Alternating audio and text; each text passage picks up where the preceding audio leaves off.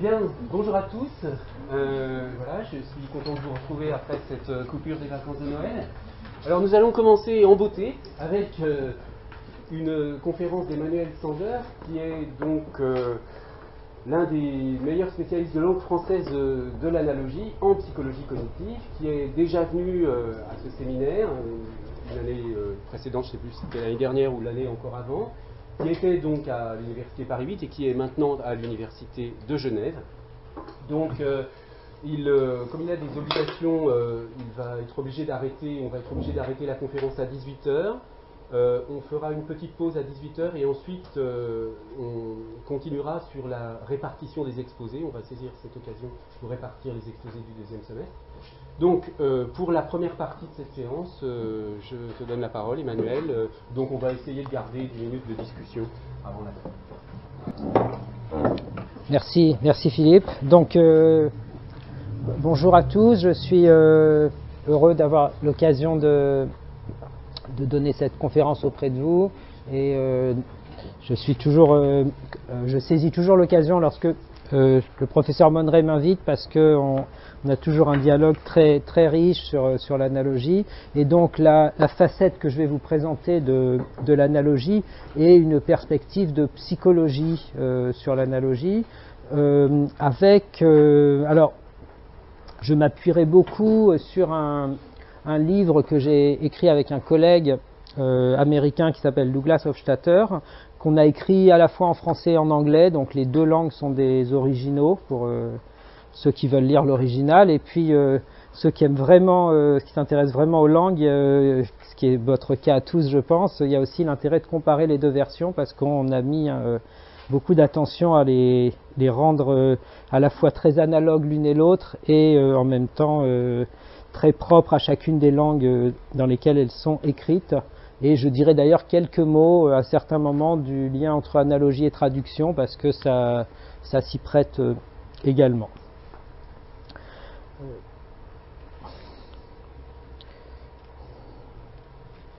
Alors, pour introduire, j'essaie toujours d'introduire avec un exemple et de faire varier les exemples. Alors celui-là, je ne sais pas si vous le connaissez, et je suis tombé dessus récemment. C'est donc une petite illustration sur la question du réchauffement climatique. Et vous voyez donc ce que dit le dessin, c'est, on imagine les gens qui sont sur le pont du Titanic en train de couler et qui disent si jamais nous étions vraiment en train de couler, comment expliquer qu'on soit tellement situé haut. Et puis un autre exemple qui vient d'une actualité un peu récente. Vous savez il y a quelques mois, il y a Johnny Hallyday qui est une grande figure de la chanson française, du rock français, et au moment de son décès, il y a, parmi les hommages qu'il y a eu, il y a Benoît Hamon, qui est un ancien candidat à l'élection présidentielle, qui a dit « c'est un peu comme si Paris perdait sa tour Eiffel ». Alors, vous voyez, dans ces deux exemples, parmi les questions qu'on peut se poser, c'est pourquoi est-ce que les gens choisissent de dire les choses comme cela, plutôt que, par exemple, faire une explication, être beaucoup plus direct dans ce qu'ils veulent dire. D'accord ? Parce que on pourrait penser que dire c'est comme si Paris perdait sa tour Eiffel, c'est beaucoup plus compliqué à comprendre que de dire, par exemple, je ne sais pas comment on aurait envie de le phraser, mais c'est un drame terrible qui enlève au paysage du rock quelque chose d'absolument consubstantiel. Mais enfin, il se trouve que c'est beaucoup plus clair d'une certaine manière quand on passe par ce détour, par une analogie.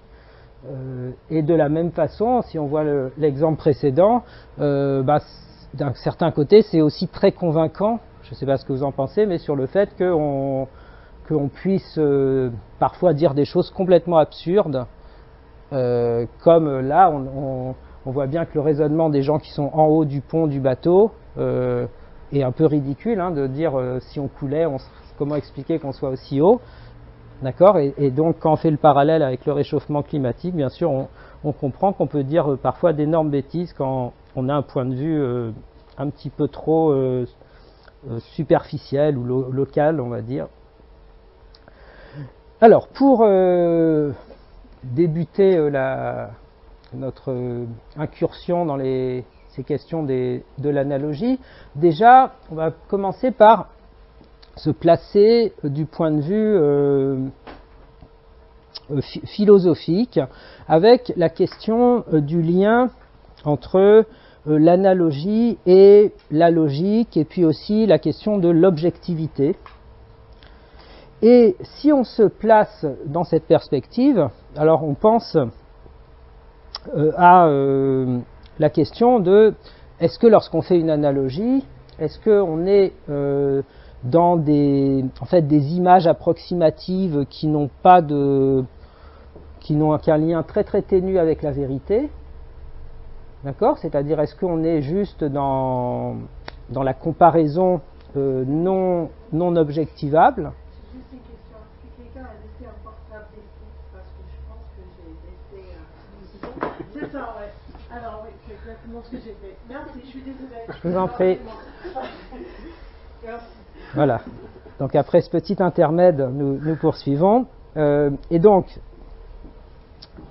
est-ce que lorsqu'on fait une comparaison, on est tout à fait sorti de la logique, de la vérité, de l'objectivité, ou au contraire, est-ce qu'on peut défendre l'idée que l'analogie, c'est vraiment une manière d'approcher la vérité, pour autant qu'on puisse utiliser ce terme. Alors, donc, la relation entre comparaison et raison, eh bien, on peut dire que si on se place donc dans une tradition qu'on peut qualifier de logiciste et d'objectiviste de la pensée, eh bien, lorsqu'on fait des analogies, forcément, on se fourvoie, et parce que la validité logique n'est pas assurée, c'est-à-dire qu'il n'y a pas de démonstration analogique qui serait acceptée, par exemple, comme ayant valeur de vérité. Quand on entend les critères de démonstration, par exemple en mathématiques, on va parler de mécanismes logiques, mais on ne va pas parler de mécanismes analogiques comme ayant valeur directement de preuve. Et vous voyez que par exemple Platon, qui par ailleurs s'est appuyé sur beaucoup d'analogies dans certains de ses écrits, mais a mis le doigt sur ce souci, et il appelle ça la pente glissante de la recherche de la ressemblance, parce que justement, il y a l'idée que si on s'appuie sur la ressemblance, eh bien, on peut se fourvoyer. D'accord ? C'est pour ça qu'il va parler de la pente glissante de la ressemblance. Et on va dire que dans cette perspective, donc, les comparaisons ont valeur illustrative, c'est-à-dire que les analogies peuvent être des illustrations parlantes, mais peuvent aussi fourvoyer parce qu'à la fois elles ont un certain pouvoir de conviction, mais elles peuvent être trompeuses.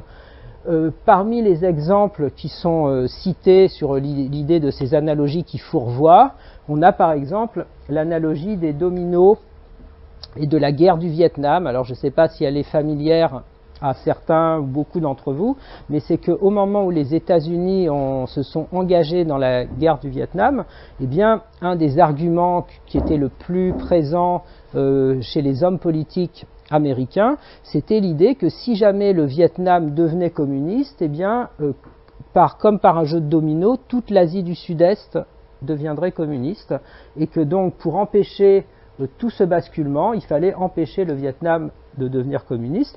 Et en fait, l'histoire a donné tort, dans le sens où la guerre du Vietnam a été perdue par les Américains, mais ce n'est pas pour cela que toute la région est devenue communiste. D'accord ? C'est pour ça que c'est considéré comme un exemple célèbre d'analogie qui fourvoie. On peut aussi,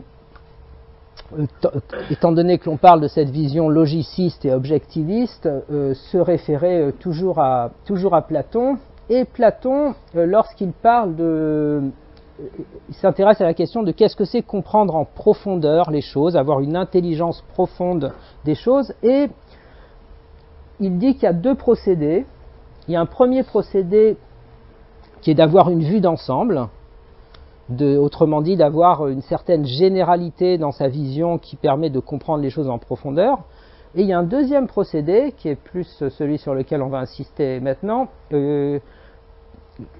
qui est d'être capable, alors on peut lire ensemble, hein, d'être capable de fendre l'essence unique selon les espèces, en suivant les articulations naturelles et en tâchant de ne rompre aucune partie comme ferait un mauvais boucher. Alors, ce sur quoi je porte l'accent, ici j'insiste, c'est que vous voyez cette expression en suivant les articulations naturelles. En fait, qu'est-ce que ça signifie? Ça signifie que si on est dans le point de vue platonicien, eh bien, il existe un découpage objectif du monde. D'accord? Et ce découpage objectif du monde, eh bien, le fait de progresser dans la connaissance, ça serait en fait de s'approcher de ce découpage objectif et de réussir à trouver les articulations naturelles. Ces articulations naturelles, bien sûr, il y aurait l'idée qu'elles préexistent à l'être humain, qu'elles sont indépendantes de la psychologie humaine, d'accord, et qu'elles existent en dehors de l'homme.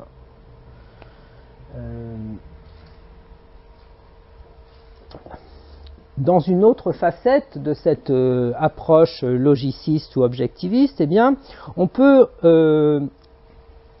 regarder au XIXe siècle. Ici, on a un mathématicien qui s'appelle Georges Boole, qui a publié un ouvrage, qui est un ouvrage de mathématiques, dans lequel il va développer ce qui est connu comme étant l'algèbre de Boole. Alors, je ne sais pas si vous êtes familier, mais l'algèbre, on parle par exemple des opérateurs booléens, qui sont un peu au fondement de lois logiques. Et pour annoncer ce livre de mathématiques, eh bien, on peut voir deux choses. D'abord, le titre que lui donne Georges Boole, d'accord, il ne l'appelle pas Introduction à l'algèbre. Comment est-ce qu'il l'appelle? Il l'appelle Les lois de la pensée. D'accord? Et puis vous voyez dans l'introduction de son livre, il dit « Étudier les lois fondamentales des opérations de l'esprit, les exprimer dans le langage symbolique du calcul, parce que de son point de vue, comprendre les rouages de la logique, c'était la même chose que comprendre les rouages d'un esprit qui fonctionne bien. » D'accord? Et donc vous voyez qu'il y a toujours cette idée logiciste, objectiviste, c'est-à-dire que si jamais on arrive à penser de manière logique, on devient objectif et on a une pensée parfaite, une pensée en adéquation avec le monde dans lequel on va rencontrer ces articulations naturelles dont parle Platon. On va trouver la même idée formulée différemment chez un philosophe comme Hobbes, qui va dire par exemple la lumière de l'esprit humain, ce sont des mots clairs, épurés en premier lieu et purgés de toute ambiguïté par des définitions exactes. Et puis ensuite, là il va critiquer les analogies ou les métaphores. Il va dire les métaphores, les mots ambigus ou qui ne veulent rien dire sont comme des feux follets. S'en servir pour raisonner, c'est errer parmi d'innombrables absurdités. Donc vous voyez que pour lui, à partir du moment où on s'appuie sur ces ressemblances, hein, en l'occurrence les métaphores, eh bien on est sorti d'une manière sensée de raisonner, on s'éloigne de la vérité. Okay, alors entre parenthèses, je ne sais pas si ça vous saute aux yeux ou pas, mais vous voyez que Hobbes, qu'est-ce qui est presque le point fort de son argumentation ici? Comment est-ce qu'il qualifie les métaphores? Il les qualifie de feux follets, d'accord? Et c'est là-dessus qu'il s'appuie pour dire qu'elles sont absurdes. Donc vous voyez qu'en fait, il fait une métaphore pour critiquer les métaphores, et puis que si on regarde ce texte de façon un peu plus détaillée, eh bien on va trouver en fait qu'il est rempli de métaphores, sans doute totalement involontaires, hein. Je ne pense pas que Hobbes ait voulu faire du second degré, hein, c'est assez clair.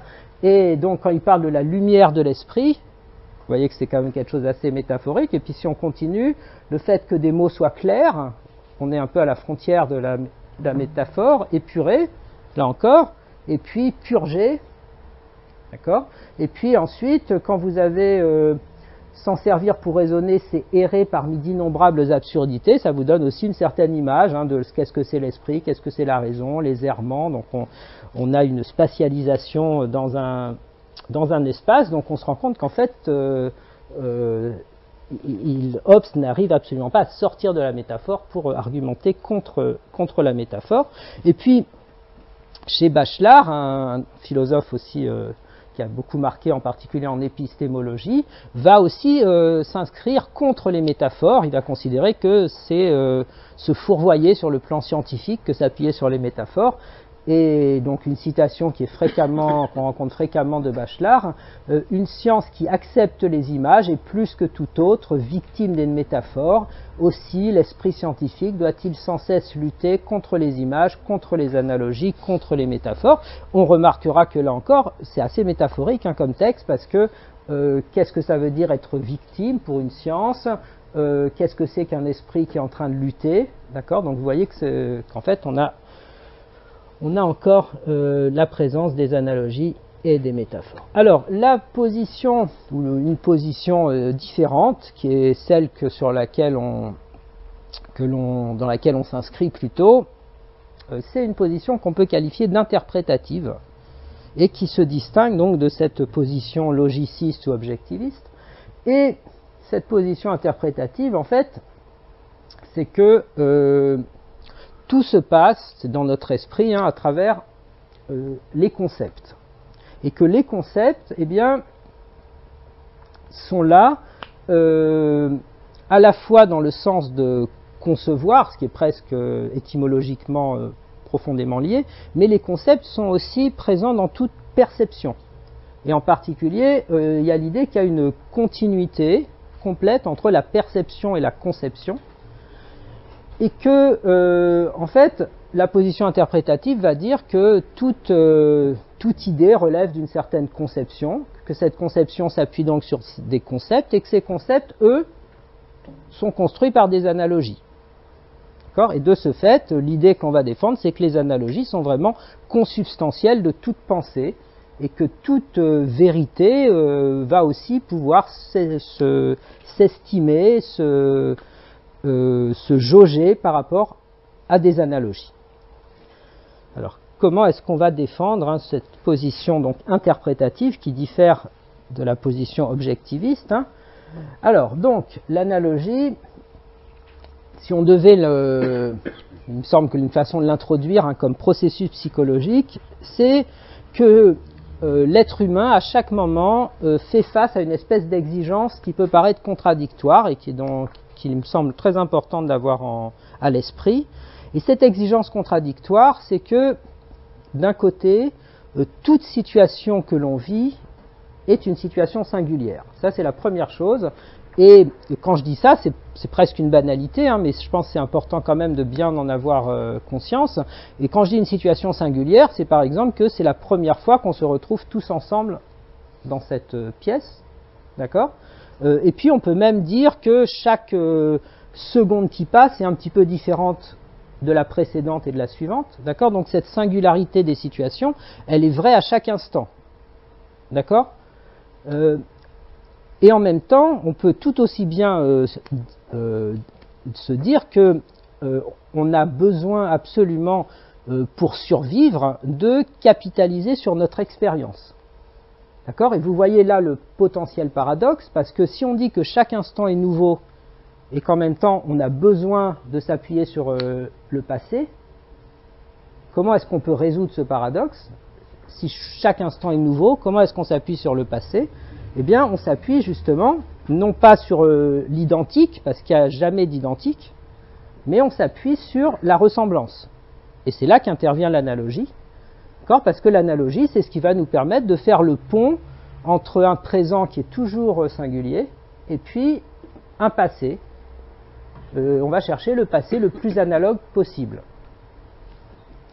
Et donc, c'est pour ça qu'on peut définir, introduire l'analogie, en tout cas c'est notre conception de l'analogie, comme une comparaison mentale qui va être fondée sur la similitude, sur la ressemblance, et qui va permettre de dépasser donc la singularité de l'instant présent et de la rattacher à l'existant. Et cet existant, ça peut être soit un autre événement. Alors un autre événement, par exemple, en ce qui me concerne, ça pourrait me rappeler la fois où il y a 2 ans, j'ai parlé devant les étudiants qui n'étaient pas vous, mais qui suivaient un cursus similaire. D'accord ? Donc ça, c'est un autre événement. Tout comme vous, peut-être que cette séance vous rappelle le dernier séminaire dans cette salle avant le mois de janvier. Et puis aussi, cette existence, ça peut être une catégorie mentale. D'accord ? Et ces catégories mentales, cette fois, ce sont plus des abstractions de moments particuliers. Et par exemple, eh bien, ça peut vous rattacher à l'idée de la catégorie de ce qu'on va appeler un séminaire ou un cours. D'accord ? Une conférence. Et dans les deux cas, on a associé une singularité à un existant. Alors, on peut penser ou souligner la valeur donc évolutionniste et adaptative de la capitalisation de l'expérience, d'accord ? Parce que si jamais on n'était pas en mesure de faire ces comparaisons mentales, eh bien, ça voudrait dire qu'on serait en permanence dans un espèce de chaos complet, d'accord ? Parce que on n'aurait rien à quoi se raccrocher.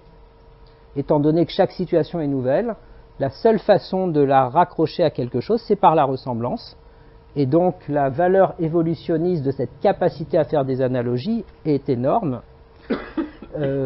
Et on peut également dire que l'analogie, ça donne une perspective. Donc ça, c'est une idée qui est importante également parce que lorsqu'on fait une analogie, c'est pas simplement, on ne compare pas pour le plaisir de comparer, mais on compare parce que cela permet de voir la nouveauté avec la perspective de l'expérience passée. D'accord ? Donc on va avoir un regard sur la nouveauté qui est orienté par la source de l'analogie. Et selon notre expérience passée, selon la diversité des concepts que l'on a construits au cours de notre vie, eh bien on va interpréter différemment telle ou telle situation, on va prendre des perspectives différentes sur les situations.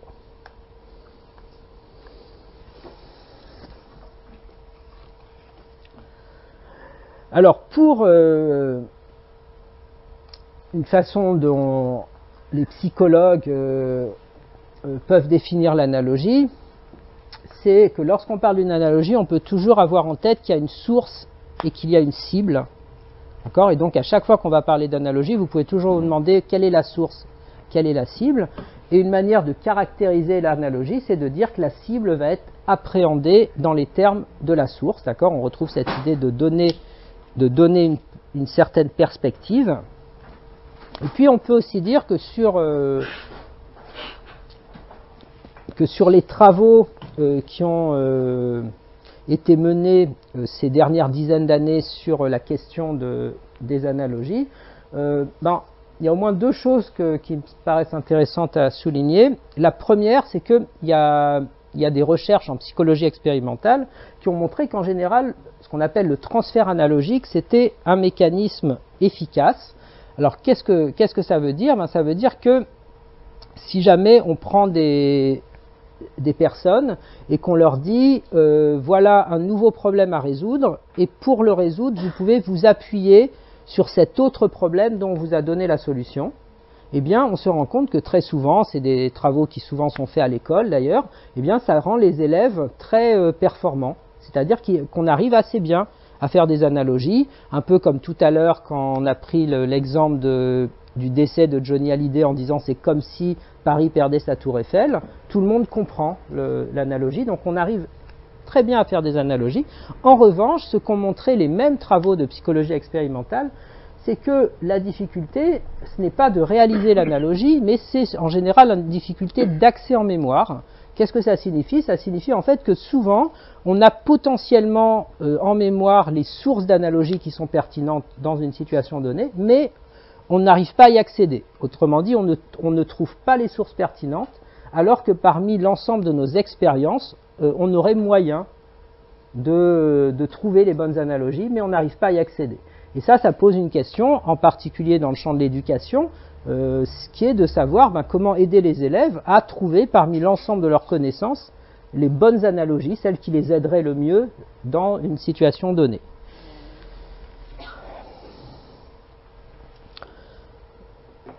Alors, peut-être ça, je vais pas...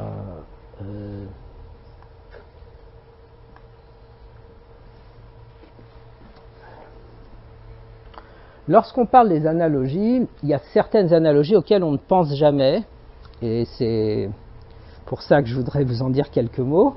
et que nous avons appelé les banalogies pour marquer cette double facette.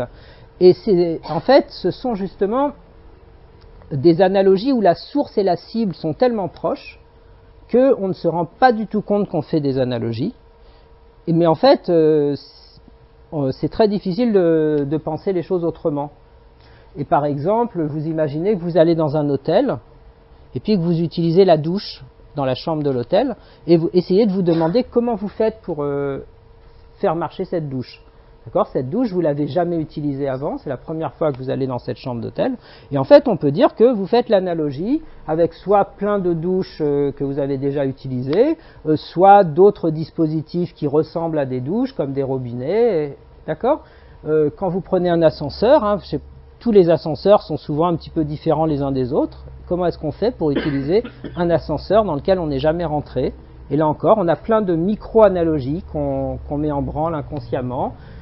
Quand vous rentrez dans un supermarché dans lequel vous n'êtes jamais allé, et puis qu'on vous dit, tiens, je vais acheter par exemple un litre de lait, et vous vous demandez où est le lait dans ce supermarché.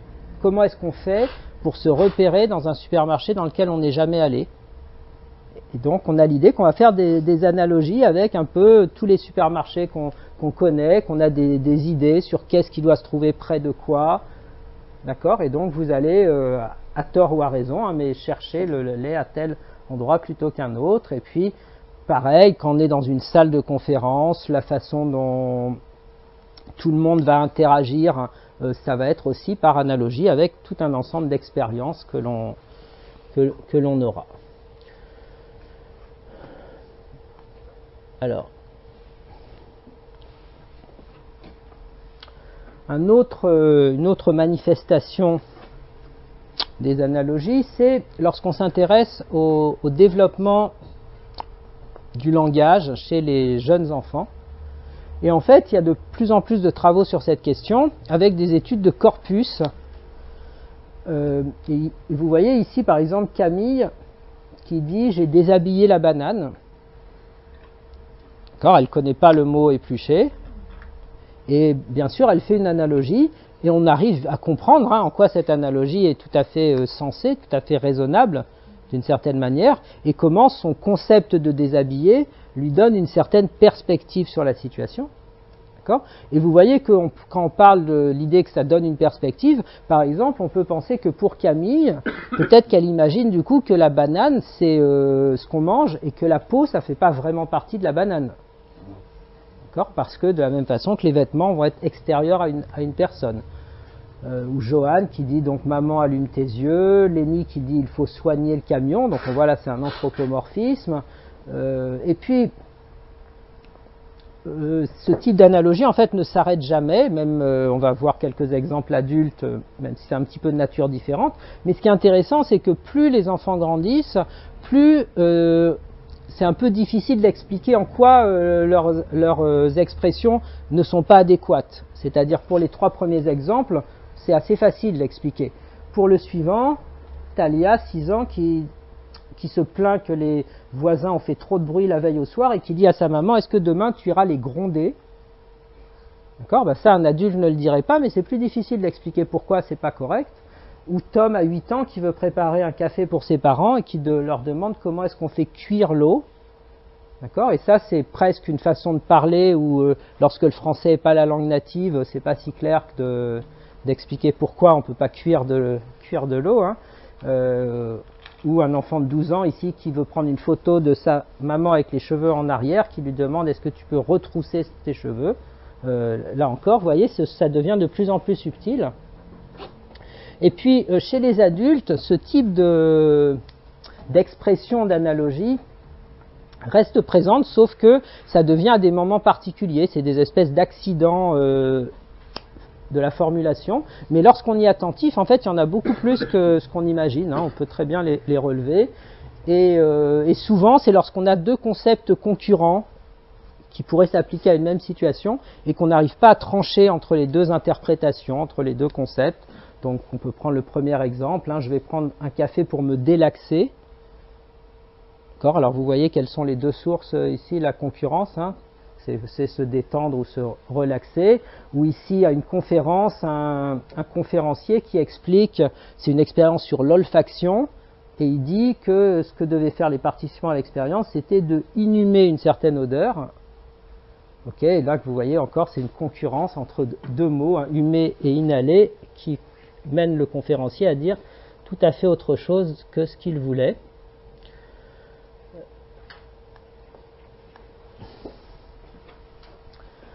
Alors, pour faire le lien entre les analogies et les concepts, hein, parce que ce que je vous ai, l'idée qu'on cherchait à défendre, hein, c'est l'idée qu'en fait, tous les concepts sont construits sur des analogies, ben, ça demande de repenser ce que c'est qu'un concept. Et en fait, ça demande de s'écarter d'une certaine vision stéréotypée de ce qu'est la catégorisation. Et cette vision stéréotypée, elle est héritée aussi d'une analogie, hein, elle est héritée de la croyance que les catégories sont comme des boîtes mentales. Alors cette croyance, hein, c'est l'idée que à chaque fois qu'on voit donc, dans l'environnement, qu'on perçoit quelque chose dans notre environnement, eh bien, ça activerait une zone de notre cerveau qui s'allumerait lorsque ce type d'entité apparaît. Ça, c'est l'idée des boîtes mentales. C'est très proche de l'idée des articulations naturelles que défend Platon, hein, parce que chaque articulation correspondrait à l'idée d'une certaine boîte. Et donc, cette vision stéréotypée de la catégorisation, ça serait que chaque entité du monde a sa case ou sa catégorie naturelle qui correspondrait donc à la représentation mentale qui regroupe toutes les entités de même type. Hein. Par exemple, ici, ça serait une table, hein, la catégorie des tables. Alors, pourquoi cette vision pose un tas de problèmes. Elle a été largement battue en brèche par les théories plus récentes sur les concepts. On va voir pour quelques raisons pour lesquelles elle pose difficulté. Alors, la première, c'est que si on suit cette vision, il y a trois choses qu'on peut dire. C'est que d'une part, elle conduit au fait que les catégories soient homogènes. Pourquoi elles doivent être homogènes? Parce que la boîte mentale, vous voyez, ça veut dire que du moment qu'on est dans la boîte, tout est dans la boîte autant les uns que les autres. D'accord? Donc, par exemple, le fait d'être membre ou de ne pas être membre de la catégorie, c'est ça qui définit l'homogénéité de la catégorie. Il y a aussi l'idée que les frontières sont clairement définies. C'est le fait d'appartenir ou non à la boîte. Et puis, ce qui va définir les catégories et définir leurs frontières, c'est le fait qu'elles puissent être définissables, qu'on puisse déterminer les contours de la catégorie, ce qu'on appelle l'approche définitoire de la catégorisation. Et puis, il y a aussi l'idée implicite que les catégories sont objectives, parce que ce sont justement ces articulations que l'on arrive à mettre en évidence. Alors, pourquoi ça ne marche pas, cette conception des catégories? Alors tout d'abord, il y a l'idée que les définitions, alors c'est peut-être une idée à laquelle vous êtes déjà familier, mais en tout cas, l'idée c'est que si on cherche à définir quelque concept que ce soit, eh bien, en fait, on va toujours se heurter à une impasse. C'est-à-dire que, qu'est-ce que ça veut dire qu'on va se heurter à une impasse? C'est-à-dire qu'on va toujours trouver des contre-exemples à la définition. Et une façon de vous en rendre compte, c'est si vous prenez n'importe quel dictionnaire, à n'importe quelle page, que vous prenez n'importe quel mot, et vous essayez de vous dire, est-ce que ça peut être une condition nécessaire et suffisante? Est-ce que ça peut être une définition incontestable du concept? Et puis vous allez voir que ça ne fonctionne pas. Par exemple, ici, c'est un dictionnaire qui s'appelle Trésor de la langue française, qui est un dictionnaire qui a été écrit par des lexicographes, hein, qui fait référence. Et on regarde ici la définition de ce qu'est un jeu. Et vous voyez, activité divertissante, soumise ou non à des règles, pratiquée par les enfants de manière désintéressée et par les adultes à des fins parfois lucratives. Si vous regardez cette définition, et que vous cherchez à la voir d'un point de vue logique, hein, comme une condition nécessaire et suffisante pour définir ce que c'est qu'un jeu, qu'est-ce qu'on voit comme problème à cette définition? On voit plein de problèmes. Hein. Par exemple, ici, vous voyez qu'il y a écrit soumise ou non à des règles. Alors ça, d'un point de vue condition nécessaire et suffisante d'appartenance, ça fait deux choses qui s'annulent, hein, parce que soumise ou non, c'est pas informatif. On est d'accord? Après, vous voyez que c'est pratiqué par des enfants, mais aussi par des adultes. Du coup, ça s'annule aussi. Vous voyez aussi que quand c'est pratiqué par les adultes, c'est à des fins parfois lucratives, et parfois, là encore, ça n'a pas de valeur en termes de conditions nécessaires et suffisantes. Et donc, en gros, ce qui vous reste, c'est que quand c'est pratiqué par les enfants, ça l'est de manière désintéressée. Et ça, si vous questionnez un psychologue qui s'intéresse au jeu, il vous dira que c'est ridicule parce que, au contraire, les enfants s'intéressent beaucoup à ce type de jeu. Et donc, dans le lexicographe, c'était plus pour opposer au fait que chez les adultes, c'était parfois lucratif, mais que chez les enfants, c'était jamais lucratif. D'accord ? Donc, vous voyez, en fait, si on se lance dans cette analyse des définitions, on n'arrive jamais, en fait, à trouver une définition satisfaisante d'un concept. Après, vous avez la question des frontières des concepts. Et par exemple, si je vous demande, est-ce qu'un chapeau est un vêtement? Qu'est-ce que vous en pensez? Alors normalement, si comme on n'a pas trop de temps, on va pas le faire, mais vous êtes normalement à peu près la moitié à penser que oui et l'autre moitié à penser que non. D'accord? Et quasiment pour chaque concept, on va trouver ce phénomène. D'accord? C'est-à-dire que tous les concepts ont leurs frontières floues. Et que lorsqu'on est dans ces zones floues, eh bien, on a à peu près autant de personnes d'accord que pas d'accord. Et puis, une question qu'on pourrait se poser, on pourrait se dire, c'est peut-être une question d'expertise. C'est-à-dire peut-être que nous, on ne sait pas exactement ce que c'est qu'un vêtement, mais peut-être qu'il y a des gens, des grands spécialistes qui savent. Et en fait, les travaux sur l'expertise montrent au contraire que plus on est expert dans les domaines, plus en fait, moins il y a de consensualité. D'accord ? Ce qui se comprend très bien, parce que les experts en fait vont avoir des regards différents, vont soulever des nouvelles questions. Et souvent, en fait, on croit que ce qui est clair, c'est les choses où en fait soi-même on n'est pas très compétent. Mais lorsqu'on est très compétent sur un domaine, on sait qu'il y a une grande diversité d'approches sur ces questions.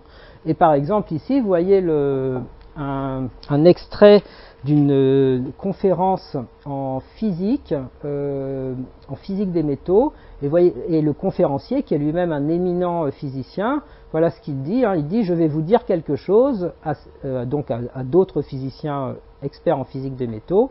Vous ne savez pas ce qu'est un métal, un grand groupe de gens ne sait pas ce qu'est un métal. Savez-vous comment on appelle ces gens? On les appelle des experts en physique des métaux. Et là, ça met le doigt sur le fait que que l'expertise, très souvent, donc, va avec des questions nouvelles et ne va pas faire progresser les catégories vers des définitions. Alors, bien entendu, ça ne remet pas du tout en cause l'expertise des experts. Et au contraire, on sait très bien que par exemple, si je demande est-ce qu'un pantalon est un vêtement, tout le monde va dire que oui. D'accord? Et si on demande à des experts est-ce que l'aluminium c'est un métal, il n'y aura aucune discussion que oui. D'accord? Simplement, la question c'est que la façon dont se construit l'expertise et la façon en général dont se construisent les concepts ne va pas être définitoire, mais il y aura plutôt l'idée que ce sont des nébuleuses analogiques. Donc c'est cette idée que l'on défend, et que si on doit remplacer la métaphore de la boîte par une autre métaphore, ça serait la métaphore de la nébuleuse. Alors que dit la métaphore de la nébuleuse? C'est qu'en fait un concept va avoir des éléments centraux, et puis des éléments plus ou moins ressemblants à ces éléments centraux. Et l'idée aussi, c'est que c'est un phénomène développemental, c'est-à-dire que tout au long de notre vie, c'est de cette manière que se construisent nos catégories mentales. Et ce mécanisme, on l'a appelé le mécanisme d'extension catégorielle par analogie. D'accord ? Et ce mécanisme d'extension catégorielle par analogie, c'est une manière de comprendre comment est-ce que à la fois un enfant développe ses concepts, comment un adulte fait évoluer ces concepts tout au long de sa vie, et puis comment, à travers l'évolution d'une culture, les concepts se transforment. Alors, par exemple, là, si vous rentrez dans un hôtel, et maintenant, et que la personne à l'accueil vous dit voici votre clé, eh bien elle peut parler d'une clé comme celle-ci, d'accord, mais elle peut aussi désigner quelque chose comme ça. Et si je vous demande si cette carte en plastique, est-ce que c'est une clé, est-ce que c'est un exemplaire de la catégorie des clés, ou est-ce que c'est plutôt analogue à une clé comme celle-ci? Vous dites que c'est plutôt analogue? Parce que ça a même le même fonctionnement. Oui, d'accord. Et ça vous gêne qu'on puisse appeler ça une clé? Non, et pourquoi ça vous gêne pas? D'accord. Alors, en tout cas, pour nous, ça serait un cas typique d'extension catégorielle par analogie, c'est-à-dire que le cœur de la nébuleuse, en tout cas il y a quelques dizaines d'années, c'était des clés comme celle-là, d'accord, mais que petit à petit, des clés comme celle-ci se mettent à faire vraiment partie de la catégorie. Et après, ces nébuleuses, bon, elles peuvent comme ça s'étendre dans plein de domaines. Vous voyez, ça c'est une serrure, hein, c'est le cœur, mais ça, du coup, est-ce que c'est une serrure? Quand vous mettez votre carte magnétique, vous pensez que c'est une serrure? Pourquoi pas, hein, ça peut tout à fait être une serrure. Et après, il y a la question de la flexibilité, hein, de nos concepts. Par exemple, quand je mets la clé dans cette serrure, est-ce que je suis en train de tourner la clé dans la serrure? Là, on a plus de mal, d'accord? Donc on voit cette espèce de mélange, hein, entre flexibilité et puis quand même invariance, hein, parce que tourner, bon, on aura du mal à avoir l'idée que quand on enfonce une clé, on est en train de tourner, mais on met un peu le doigt sur ce phénomène. Et donc, il y a cette idée, hein, développer et évoquer ces concepts par analogie, cette question d'extension catégorielle par analogie. Et donc, la thèse que l'on défend, hein, si on veut l'écrire, et puis ça sera l'élément pour avoir quelques minutes de discussion, c'est que donc chaque concept présent dans notre esprit doit son existence à une immense suite d'analogies qui sont élaborées inconsciemment au fil du temps, qui vont lui donner naissance et qui vont continuer à l'enrichir pendant notre vie entière. Et donc ça, c'est l'idée du développement conceptuel, comment nos concepts se transforment. Alors c'est une vision dynamique, hein, du développement conceptuel. Et puis, il y a un autre aspect qui concerne, hein, les concepts, c'est la façon dont ils sont évoqués. Comment est-ce que dans une situation évoque un concept? Et là encore, c'est l'idée que nos concepts vont être sélectivement évoqués à tout moment par les analogies que notre cerveau établit afin donc d'interpréter ce qui est nouveau et inconnu dans des termes anciens et connus. Et puis peut-être pour l'illustrer par un exemple, pour montrer, je dirais, de façon très très concrète, très terre à terre, hein, cette idée, c'est que si vous prenez cette photo, d'accord, on peut dire que ça c'est le premier membre d'une catégorie mentale. Cette catégorie, pour l'instant, elle laisse plein de possibilités, mais si je vous demandais par exemple de vous dire qu'est-ce qu'elle symbolise pour vous cette photo, hein, sans même savoir qui c'est, ben, vous pourriez commencer par donner quelques traits de description. Et si je mets un deuxième exemplaire à cette catégorie, on est en train de développer la catégorie. D'accord? Parce que est-ce que vous êtes d'accord que ces deux personnes se ressemblent? Je pense que oui, hein, qu'il y a quelque chose. Et puis, et si je vous demandais par exemple, pour voir comment fonctionne l'analogie, hein, ce développement conceptuel par analogie, d'essayer de penser à une troisième personne, qui est-ce qu'on pourrait mettre? Qui vous pensez? Très bien. Et vous voyez que c'est ça. D'accord? D'accord. Et quand on fait ça, ben on est en train de toucher du doigt ce mécanisme. Et l'idée qu'on défend, c'est qu'à des échelles très diverses, c'est de cette manière que notre pensée se développe. C'est-à-dire, par exemple, le jeune enfant, son concept de table va au départ débuter par une table, deux tables, trois tables, et puis à un certain moment, il y en aura eu tellement qu'il aura oublié les tables constitutrices. D'accord? Elles se seront noyées dans sa mémoire, de la même façon que vous voyez qu'on peut comme ça constituer toute une série de membres, hein, qui vont constituer la catégorie, avec certains qui seront plus ou moins au cœur au cœur de la nébuleuse et d'autres qui sont en plus à la marge. Donc ça sera le mot de conclusion pour laisser quelques minutes à la discussion. Merci.